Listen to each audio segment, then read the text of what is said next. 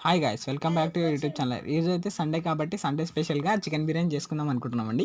అయితే దాంట్లో కావాల్సిన ఇంగ్రీడియంట్స్ ఏంటంటే ఒక బౌల్ తీసుకొని అందులో చికెన్ వేసేసుకుని దాని తర్వాత కొంచెం సాల్ట్ అండ్ నెక్స్ట్ కారం పొడి, నెక్స్ట్ గరం మసాలా, ఆనియన్స్, పుదీనా, కొత్తిమీర 2 టేబుల్ స్పూన్స్ ఆయిల్ వేసేసుకొని దాని తర్వాత బాగా మిక్స్ చేసుకోవాలండి.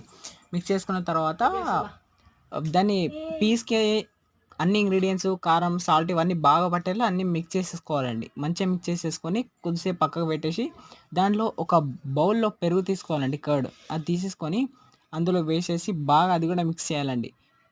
బాగా మిక్స్ చేసిన తర్వాత బిర్యానీ ఆకు కూడా ఒక 2, 3 తీసేసుకొని ఆ బిర్యానీ ఆకు కూడా అందులో ఏసేసేయాలండి. అందులో ఏసేసి ఒక 1 ఆర్ 2 లెమన్స్ తీసేసుకోవాలండి. 1 ఆర్ 2 లెమన్స్ తీసేసుకొని దాంట్లో కూడా అవి బాగా పిండి కలిపేసేయాలండి. కలిపేసుకున్న తర్వాత అదైతే ఒక 1 అవర్ ఆర్ 1 ½ అవర్ అట్లా ఫ్రీజింగ్‌లో పెట్టేసేయాలండి, ఈ కలుపుకున్న ఇంగ్రీడియెంట్స్.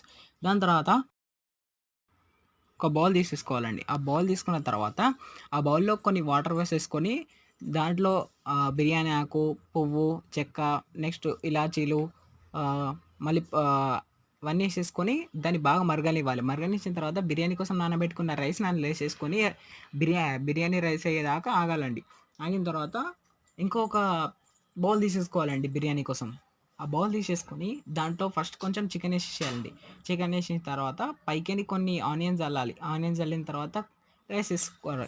రైస్ ఏసుకున్న తర్వాత పైకెళ్ళి మళ్ళీ చికెన్ ఏసుకోవాలి. దాని పైన ఆనియన్స్ జల్లేసేసుకొని మళ్ళీ చికెన్ ఏసేసుకోవాలి. అలా లేయర్‌గా ఒక 2, 3 లేయర్స్ ఆర్ 4 లేయర్స్ ఏసేసుకొని దాని పైకెళ్ళి ఇంకొన్ని ఆనియన్స్ జల్లేసి పుదీనా ఇలాంటివి జల్లేసుకుంటే అయిపోతుందండి. Thank you for watching.